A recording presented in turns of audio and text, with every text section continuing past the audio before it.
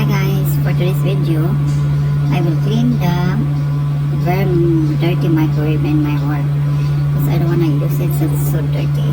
So first you can warm or microwave 1 glass of water for 5 minutes and then use water or dish soap and then wipe it.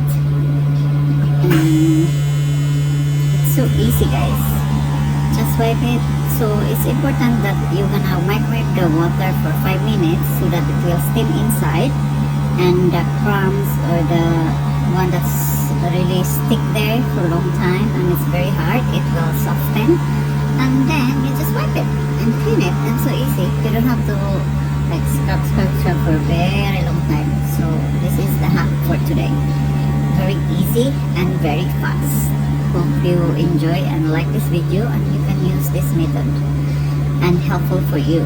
So that's our video for today, and enjoy your day and say happy warm up for food. See, it's very clean now and it looks fantastic and shiny and so fast. Now it's very clean. See you guys. So thank you for watching. Bye. See you in my next one.